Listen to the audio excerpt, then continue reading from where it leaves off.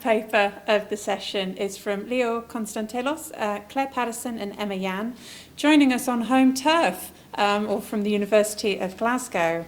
So Leo is a senior assistant digital archivist in the University of Glasgow's Archives and Special Collections unit. He's responsible for establishing a digital curation and preservation platform for the digital archival records. And he also works quite closely with a number of other initiatives and actions relating to the creation, management, preservation and dissemination of digital collections. Leo is, I think, a familiar face to quite a few of us, having previously conducted research and led initiatives in other EU co-funded projects on digital curation and preservation. Leo is joined by Emma. Emma is an assistant archivist in the University of Glasgow Archives and Special Collections unit, and she's part of the team that's supporting the transition to digital, including preservation, management and use of the university's archives. She also manages accessions, as well as the university's records centre, and supports wider engagement with the collections. Leo and Emma are going to present their short paper on evaluating digital preservation capability with large at-risk collections. Over to you both. Excellent. Okay, so hi everybody and welcome to the last paper for today's session. So we're Leo and Emma from the University of Glasgow Archives and Special Collections, and this afternoon we're going to be sharing our team's efforts to build a robust digital preservation service by giving you a bit of information on a case study of our work to preserve one of our digital collections, which is the NVA Archive. So just a quick overview of our service. Archives and Special Collections is part of the University Library. We both collect and provide access to archival collections, rare books, manuscripts and other primary and secondary sources to support teaching and research at the University of Glasgow and also for the wider community. We hold paper and parchment records dating back to before the university's foundation in 1451, and the university has been an early adopter of digital records and processes. Today, as part of the university's world-changing Glasgow Transformation Initiative, Archives and Special Collections are continuing on with our own ongoing digital transformation. We've been increasingly collecting board digital records of historical, cultural and business significance in line with our collections policy. So that brings us on to the NVA Archive, which is one of these collections. So NVA is an acronym for Nacional Vita Activa, which is roughly translated as the right to influence public affairs. It was founded in 1992 by Angus Farquhar and closed in 2018. So the NVA was an internationally renowned arts organisation based in Glasgow with a track record of producing large-scale public performance artworks, which thousands of people in Scotland and internationally have engaged with. This, along with the enduring legacy of many of their past works, makes it highly likely that the records of NVA will be of significant interest to art and architectural historians, geographers, and the art and cultural sector. So, recognising this value, our primary aim has been to preserve all that we can of the NVA archive. This approach, where am I?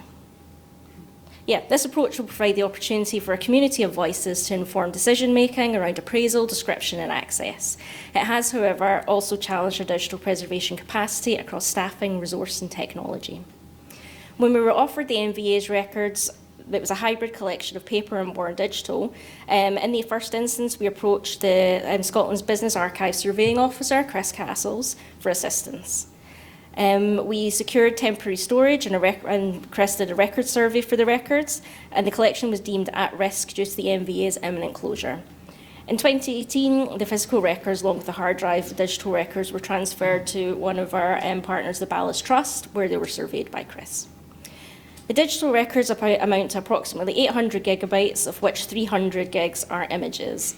The remaining records consist primarily of Word documents, Excel spreadsheets, PDFs, and various other file formats. So the size of the NVA digital records and the impetus to secure their ongoing existence after the closure of the organisation pushed our digital preservation processes and systems to their limits, but it also helped us evaluate our capability to preserve large and at-risk digital collections. So our drivers for digital preservation. For Archives and Special Collections, the drive to develop our digital preservation service is multifaceted. However, there's a strong connection to the communities that we're part of. Working as an Archives and Special Collections service for a large organisation is our first responsibility.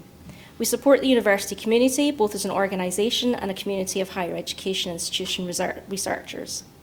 However, we also sit within the wider heritage, cultural and business communities.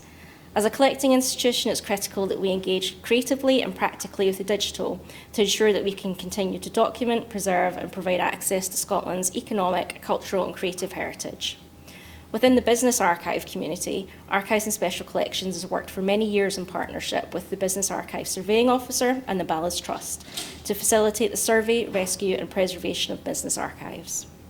Increasingly, as is the case with the NVA Archive, this work is centred around digital records.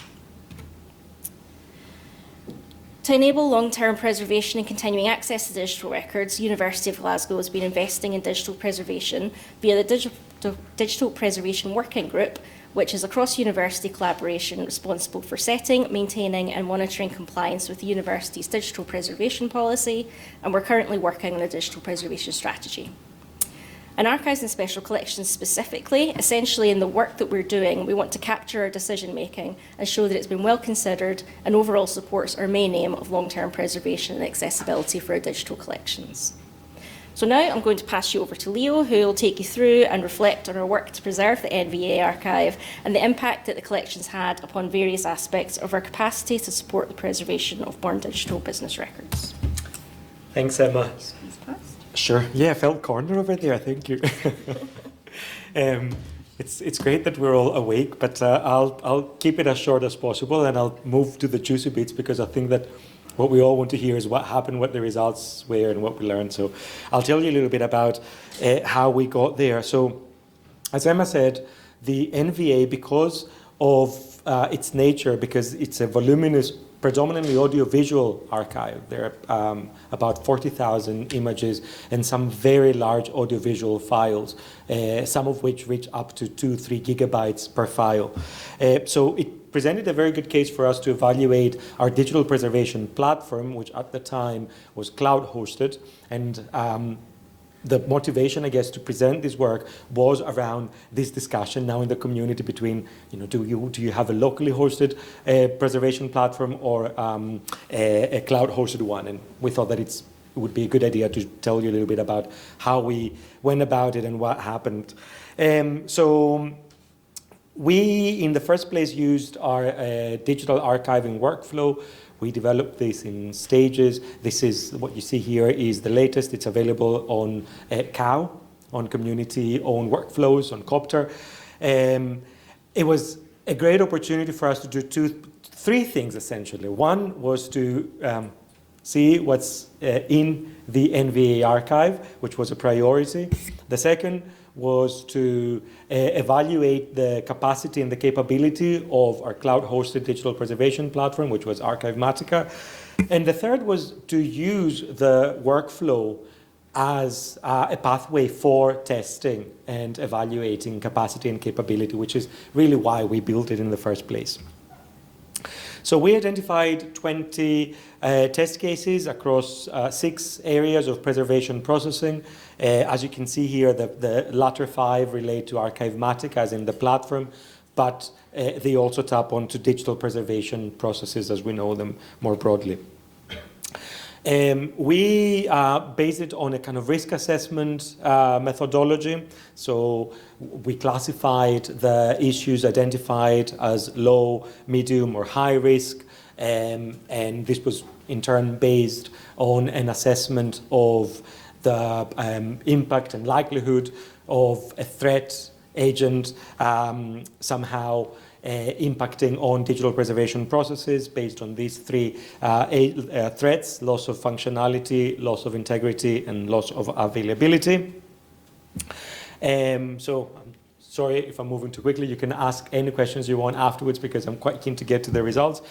Right, so we identified 19 issues, broad issues that have some subcategories. Altogether, I think we ran about 50 tests. 44% of the high risk issues that we identified had to do with cloud storage. And that was a very telling result for us to start considering moving away from the cloud-hosted environment and into a locally hosted environment. So you might be asking, what was wrong with cloud storage? Well, this was, for anyone who has used Archivematica before or any of the systems, you probably know that you cannot directly upload stuff onto Archivematica. You can't directly connect it onto a locally stored resource if it's cloud hosted, unless the system is built in that way. The one that we were using was not built in that way. So we had to upload everything on a Nextcloud store, which was attached to Archivematica. And this really was where the bottleneck happened. This was the big problem. If you think back to the volume that we discussed with, that Emma mentioned, and what I said in having, like, you know, a 1, 2, 3 gigabyte size file in its entirety, trying to upload it through either the web interface or the Nextcloud client on the machine, it just took too long, and in most cases it just crashed. Archivematica performed better for the most part. The only problems we had with Archivematica was in terms of not so much volume, but file size. So when the transfer exceeded 1,000 files, that's when it started kind of crashing a little bit. There were other issues there around administration that you see here, and these related more around how, or the ability and the freedom that we had to change the composition and the resources of the virtual machine which was used for our Archivematica instance. At times, when we needed more oomph in terms of the resources, it wasn't possible for us to acquire it because it was hosted by a third party. So lessons learned, I guess, other than for our own practice, that with our needs, our requirements, moving to a locally hosted environment was the best way to go, and this is what we're currently at the moment. We are working with Artifactual to get a locally hosted version. We also I realized that there are other things that even with a locally hosted version, we still need to find workarounds. For instance, the Archivematica limitations around number of files and so on means that we have to think more around creating archival information collections, or in other words, bundling together AIPs, so breaking things down into smaller apes and then bringing them together. Quite a few workarounds, as I said, but more importantly, we found that engaging with the community and finding what others have done, the issues that they have encountered, was super helpful. First, so that we didn't feel a bit isolated, that we're on our own and no one else has encountered this, like we're not like the ones who don't know what we're doing.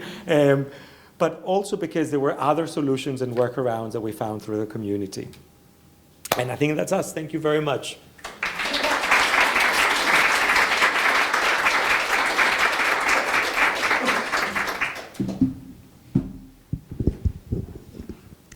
Fantastic. Thank you both very much. It feels almost like we started the day with a presentation with collections at the heart of it, and we're finishing the day with a presentation with a collection at the heart of it as well. And, you know, it just is a reminder, in case anybody's forgotten, that the collections is really what it's all about.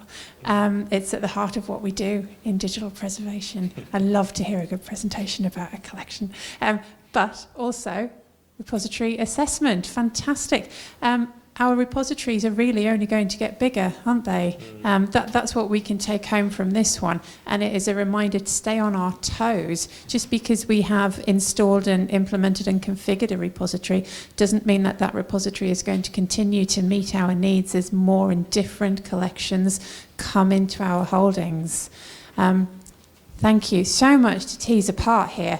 I'm going to open the floor for questions, though, and ask if we've got any online.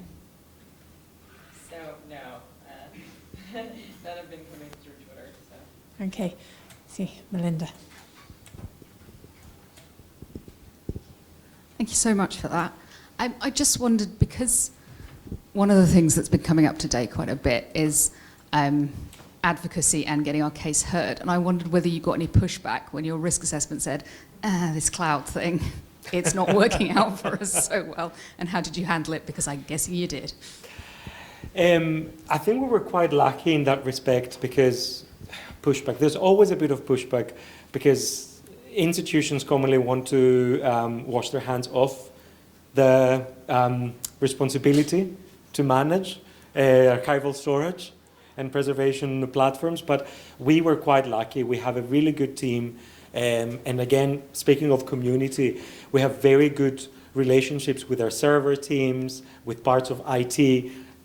That's key, I think, in order to preach to the converted and communicate the message and make sure that whoever needs to make decisions further up have that kind of guarantee that we know what we're talking about. And I know that sometimes we feel that we know what we're talking about and we shouldn't be questioned, but you know, when it comes to budget and how much needs to be spent, there's a questioning.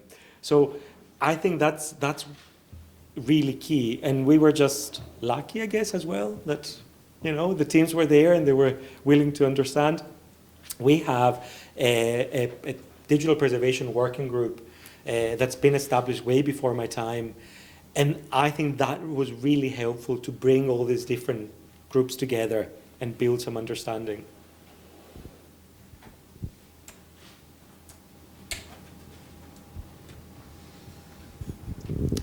Thank you. I'm going to jump in with a cheeky question then, if nobody else is. Right.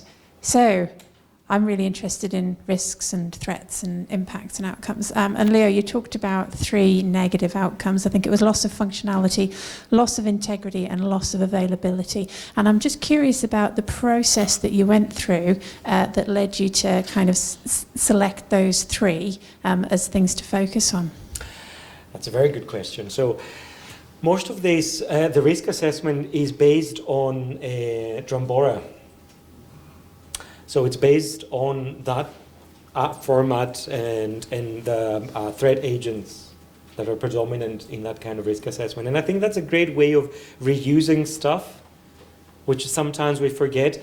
Earlier on, we were talking about, you know, the different kind of, the big hoo-has of evaluating and certifying repositories, and based on Karen's presentation, how, you know, there's smaller efforts. And I think that some of these tools, like Drumbora, that's quite old by today's standards, but it's still very relevant. And it shows how we can distill these kinds of threat agents from that kind of work and incorporate it into other things that we do now.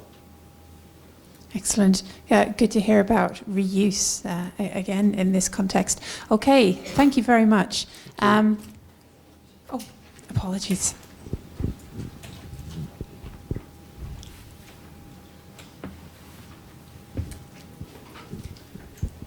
I guess I could read the paper to get more detail, but I was just intrigued with the platform you've chosen, your problems with cloud.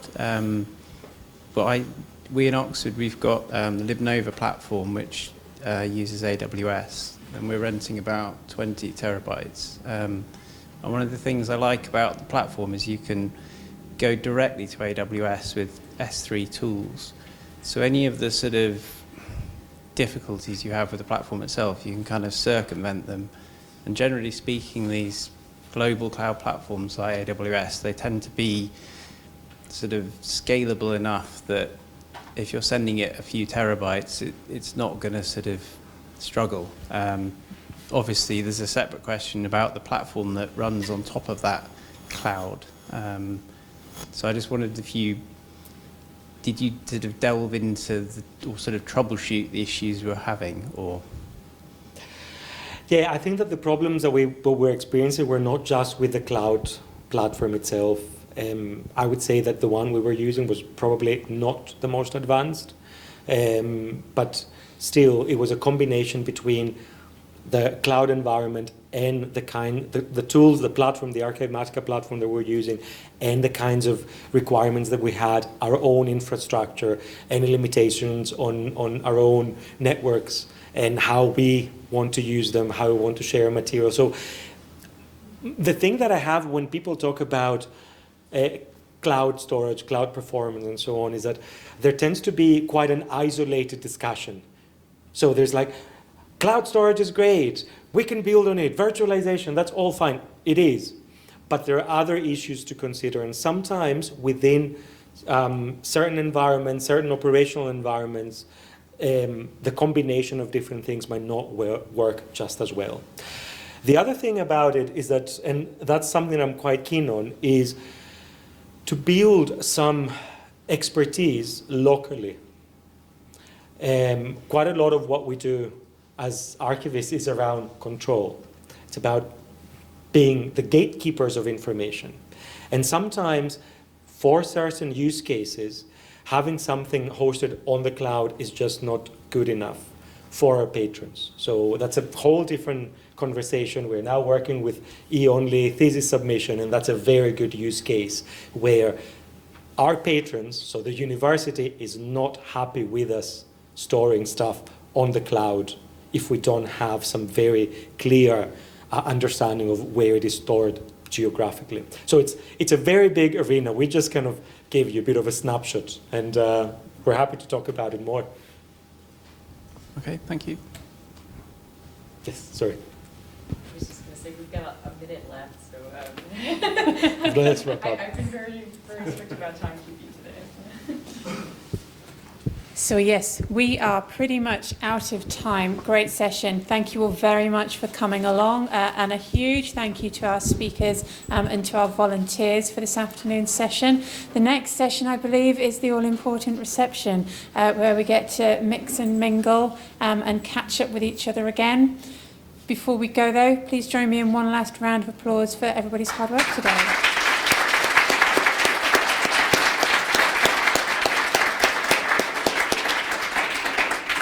Thank you very much.